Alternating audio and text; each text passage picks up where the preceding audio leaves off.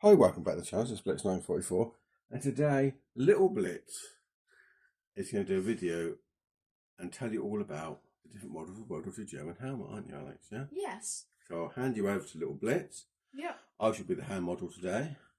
Yeah. And little Blitz will give you this is for beginners, isn't it? For people who just started, young people who just got into collecting German helmets. The most important thing is your first knowledge is the different models, isn't it? Yeah. Yes. Before you start with anything else, you must learn what models there were used to World War II, of the standard ones. We're not talking of the end of the First World War ones converted, we're actually talking about the actual World War II models. Okay, little Blitz? Yep. Off we go. Alright, so first we'll start talking about the models of the actual helmets. Okay. So, like, how you can see just looking at it. Right, good. So with this one, this is an M35. The way you know that is because, first of all, the air vents are not moulded, as you can see. Oh, they're separate. Oh, they're separate. Okay, when they manufacture the helmet. Okay, makes sense. Yeah. Yeah. And the actual. Oh, yeah. I can get that for you and show you. Yeah. And then the rim is folded as well, as you can see there. Yeah, it's crimped. Yeah. Yeah, crimped. But the same with the M42. It has a crimped edge. M40. Oh, M40. Sorry. That's okay. So tell us what that one is again. So that's an M40. Yeah, okay, lovely. Luftwaffe.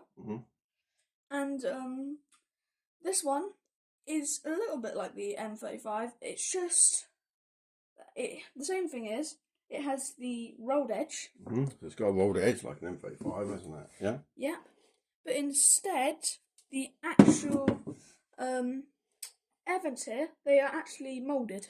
Okay. They're like a part of the helmet. So that's the main difference between that and an M40 and M35, is the air vents are now moulded. Okay. Yeah, because you shouldn't really. Because sometimes you can get mixed up, obviously. Oh, they do look similar. They do look very similar, yes. Okay, right. And what's next, Alex? So now, over here, all the way to your right, that is your M42 German helmet. Let me pick that up so people can see it there. And now it looks very different from both of these helmets here, as you can tell, because first of all, like the M40, it has the vents are moulded, a part of the helmet, and then the rim, unlike both of these, this is raw, a raw rim. Your edge, yeah, not folded, is it? Yeah, it's crimped over. Yeah, okay, lovely. Right, so what were you going to talk about next? So that's the shape of the house. So we know now what an M35 is, an M40 and M42. Yes. Yeah, the different models. Yeah. Yes. So what you're going to tell us next about them? So. Or can you tell us actually, Alex? Because you were saying that the middle one, the M40, was a Luftwaffe one. How can you tell that compared to the other two? Well, first of all, so you can tell that due to because the eagle on this one here is like sitting almost. Right. Okay, that's an army eagle. Yeah. Yeah, it looks like it's like sitting, like not flying. Not flying. Okay. Yeah. And then this one here, the Luftwaffe one, is actually like a flying eagle. It is, yes. That's how you know it's and Luftwaffe. So that is obviously the decals are different. So this is an army decal, what you're saying. This is the Luftwaffe one. And what colour of paint are the normally Luftwaffe ones compared to the army ones? So normally the Luftwaffe would normally be like a blue colour. Blue grey, yeah. Blue grey. Normally the German just army helmet would normally be like a field grey. A field grey. Yeah. Apple green, anything like that. Yeah, that's just another collector terms. But just you got to do two like so they're field grey and the Luftwaffe ones are blue grey. Okay, lovely. Yes. So what are you going to tell us about next, Alex? So I might as well say what the model liner is. Then. Okay, let me pick one up so we can see a liner. Yeah. Yeah. So here we are. Yeah, these liners and all these helmets, well, because they're the only model liners that they'll have, are the M31 liners. Yeah, M31 liner. Okay, lovely. Yes. So as you can see, this is the M31. It's a lot better. It was a lot better made than the World War one due to it's just more comfortable. Basically, it's more comfortable. Yeah, to wear. Yeah. Okay. Right now, Alex, there now. So let's just talk about. There's obviously some differences within the liners themselves. Yes. As the war went on. So pre and early war, what was the liner, the band made from? So the liner of the band would have been made of aluminium. Yeah, that's right. And so was there a single one and a what? Yes. So There was a single one when they were first being produced. This is about a band. He's talking about. So the band Yes. itself was just a single band of aluminium. Yeah. Yes. And due to when the just the normal German infantry was hanging them on their equipment, Or just from wear and tear and that. Yeah.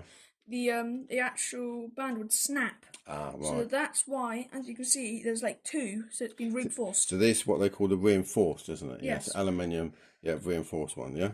Yes. Okay, lovely. So this is pre-early war. Yes, what you're telling me. Yes. Yeah. Can you tell me anything about the chin strap buckle? Is that anything different to that compared? So the chin strap buckles. Well, Pre-early war. Pre-early war. Yeah. I'm trying to help Alex here. It's getting stuck. Same as the liner band. It's the same as the liner band. The same material. It's got corners on it.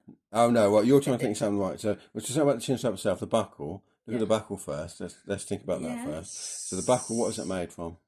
Aluminium. There we go. It's like an alloy, isn't it? So what you're trying to say is early chin straps had an alloy buckle. Yeah, we'll go to later ones, not from 94 onwards. You're now want to talk about this. So what Alex is trying to say, and I'll show us a hand model. Yeah. So you want to talk about the actual bales. So these bits where the chin strap goes onto the helmets. Okay. So what is different about them, Alex, to later ones? So the later ones normally they're curved at the edges. And they're made from steel, aren't they? Yes, not an aluminium anymore. Yeah. And these have corners on them. Yes. So what I was trying to say, so mainly I'm trying to help a little bit. So on M35 helmets, obviously, you tend to find aluminium liners, don't you, bands? Yeah. Yes. And the chin straps also got something like an alloy buckle. Yeah. Okay. And then obviously these is where I tell them. So obviously because the actual, we'll show you in a minute. Actually, yeah. You can see here how these are squared, aren't they? Yeah. Yes. Yeah, and the steel ones are rounded, aren't they, normally? Yeah? Yeah. Okay, right. Now let's go on to the next one, the M40. Yes, the M40. So again, what is it still an M31 liner system? Yes, same liner system. But what's the difference now then, Alex? Now, instead of it being alloy, aluminium, yeah. This is now the liner band is now steel. What's it coated in normally? It is normally coated in zinc. Zinc. Oh, I got mixed up with link and zinc. Yeah, zinc. So it's a zinc coated steel liner band, isn't it? Yeah. Yeah. Now, what can you see here then? What's this going on here? So now with the what are they called again? Like the chin strap bales, Paul. Oh yeah, the bales. Yeah. They now do not have corners. They're now curved. And they're made from steel now, aren't they? And they're made from steel. There you go. So there you go. So yeah, right. So now we move on to the M42. So M42. So again, what is the lineup now? Obviously, because what's I actually trying to say. So in 1940, when they started producing the M40 helmets, a lot of them changed over. Obviously, the new ones having the steel liner bands, didn't they? Obviously, there were still some aluminium liner bands about, and you do find even reconditioned ones. So during the war, they used to recondition the helmets. You will find later war helmets with aluminium liner bands in still, won't you? Yeah. But as a rule, from 1940, they started using the steel liner bands, didn't they? Yeah. Yeah. So what have we got in here again, Alex? So it's a later war one. It's 1942. So this M42, sorry. Yeah. So this one is still steel. And covered in zinc. Yeah. Yeah. Sort of rusting. So what is the difference? What are we looking at here? So now, as you can see, there is. Should we look at the chin strap? Yes, the chin strap. The maker's mark is it's just. I don't know if you can see that. There is one there. Normally, so what I was trying to say there then, is normally on these chin straps, not all the time, but most of the time, the maker mark's right on the end here. We can't see this one very well because it's so well worn. But there is a maker's mark there. We'll have to look what that is one day, won't we?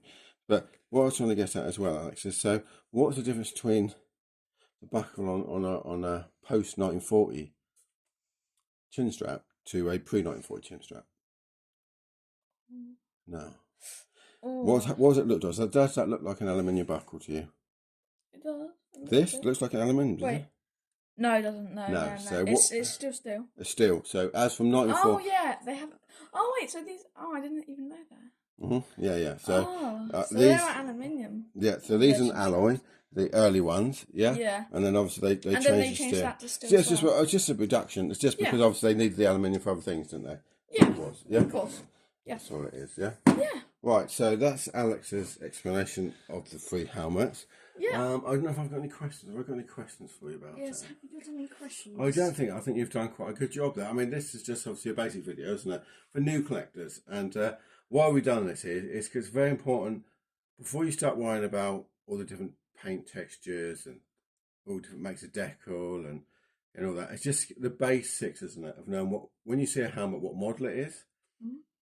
Expecting to see a German M31 liner, because a lot of the reproductions, the liner's not very good quality, or people will tend to put in some sort of hobble post wall liner, won't they? Yeah. So if you can sort of like get the knowledge of the liners, and the helmet just to start with, and then have an idea of what should be like in what helmet, it will give you a good basis, won't it? And then obviously then just go on from there. That's what we're doing it. So Alice, you've got getting a good base knowledge now of German helmets, aren't you? Yes, because now when you start learning about it, it starts like you start remembering like a lot. If you keep learning and learning and learning the same thing over and over, you eventually just remember it because like, oh, that's easy. Because I can tell that's an M35, an M40 and an M42. Yeah, so you do, it becomes second, and obviously like even the colours of paint, you'll have an idea whether it's sort of like, Army or Luftwaffe. Yeah. I mean, obviously when you get into SS and that, obviously they would have been the same colours, basically Army helmets, Yeah. With SS decals, but later on, M42s didn't. So, let me just, have I got an M42 non-decaled about? So can you explain? So Alex, we've got an M42 here, non-decaled, right? Yes. So why did they stop putting the decals on? Do you know, is there any reason why they stopped it? So, why you stop producing them without decals now? Well, normally, first of all, it's just like, so you can't see, the helmets as well, or is it? No, not necessarily. Oh, so you can use it with all forces. Like, exactly, so... Luftwaffe, Army, SS, and Cruise Marine. It was no longer needed, was it? They needed to put a decal on there. But they just need to get the steel helmets out to the front line as quick as possible into whatever unit. So if you start producing without decals once, that's another part of the production line. It's a pointless part of the production line, isn't it, the helmet? Because it's not going to make the helmet any stronger, is it? And now, obviously the helmet now can be used by the Cruise Marine, by the Army and the SS, can't they? And the Luftwaffe. Yeah, they're just a universal helmet now, aren't they? Yeah, the Luftwaffe did originally have some made in blue. Yes, it did. Non-decals, but and in fact they're quite nice. If you can find Luftwaffe M42 helmets, they're quite a nice helmet, aren't they? Yeah, I like Luftwaffe stuff, especially Fallschirmjäger. That's probably... Yeah, we won't go into... No. But that's a completely different thing. Video, yeah. So we'll just stick with the main models here. So, Alex, I think you've done a good job. Yeah. Yeah?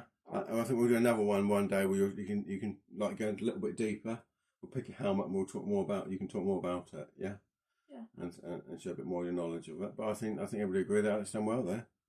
There's a very good explanation of the three main German helmet types. As we said, they did use, obviously... captured helmets for, obviously their civil defence, and they used all different other helmets for the civil defence, and they used World War I helmets for the Army and that, but we won't go into that. This is just your basic three models, your three common models of World War II German helmet, yeah? Yeah. Oh, well, thank you very much, Alex. That's very informative. Yeah. Alright, well, let's finish off here then. Okay, let's finish it off. Alright, well, Blitz 1944. And before you go, please remember to subscribe because that really helps out. And like as well, because that'll help. Well, thank you very much then. Bye. Bye.